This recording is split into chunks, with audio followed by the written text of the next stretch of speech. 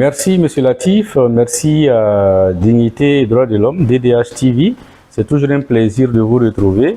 C'est un plaisir de participer à la croissance de cette jeune chaîne en ligne qui est dédiée à la promotion de la démocratie, des droits humains et donc qui naturellement s'intéresse aujourd'hui, vu le contexte dans lequel nous sommes, au processus électoral dans ses composantes, ses opérations et ses acteurs.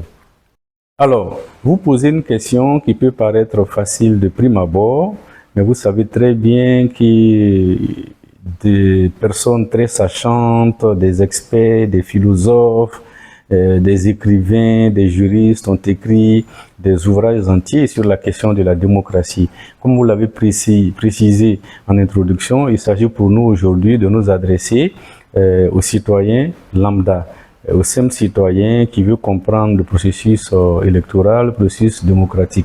Je dirais donc, sur la base de mes expériences en éducation civique et électorale, que la démocratie, en dépit de tous les débats qu'on peut avoir sur la question, est la possibilité qui est donnée aux citoyens dans un contexte organisé, participatif et inclusif, de choisir ses représentants.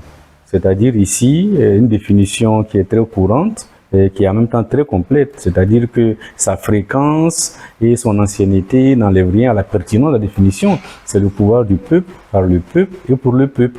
On peut s'en tenir à cette définition pour dire que le peuple est au cœur du processus démocratique. C'est le citoyen qui choisit ses représentants, qui contrôle ses représentants et qui peut retirer sa confiance à ses représentants.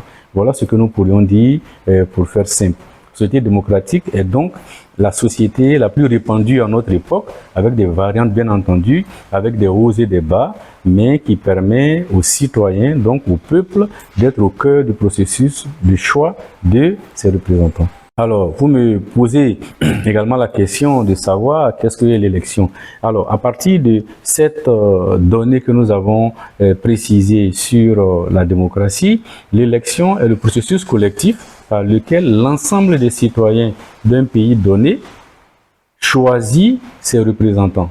C'est-à-dire que, comme on le voit aujourd'hui, en Côte d'Ivoire bientôt, dans certains pays, la question est passée, il va être organisé un processus global avec différentes composantes où il sera donné la possibilité idéalement aux citoyens de choisir ses représentants. Et quand on parle des élections, on parle également du vote. Si c'est un processus collectif, l'élection, le vote, lui, est un processus, est un acte individuel par lequel le citoyen, par des moyens qui peuvent être électroniques, qui peuvent être à différentes modalités, ou alors c'est des bulletins de vote qu'il a.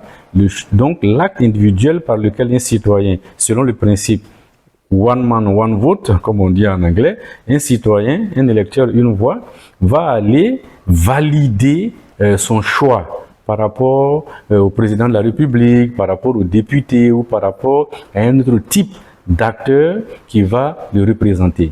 Donc ici, pour faire simple, on dira que si l'élection est l'implication collective des citoyens pour choisir les représentants, le vote, lui, est l'acte individuel par lequel un citoyen en particulier procède à la prise en compte de son choix par rapport à celui qui va le représenter, soit au Parlement, soit au niveau de la présidence de la République, soit au niveau de la mairie ou d'autres types d'élections locales selon les pays.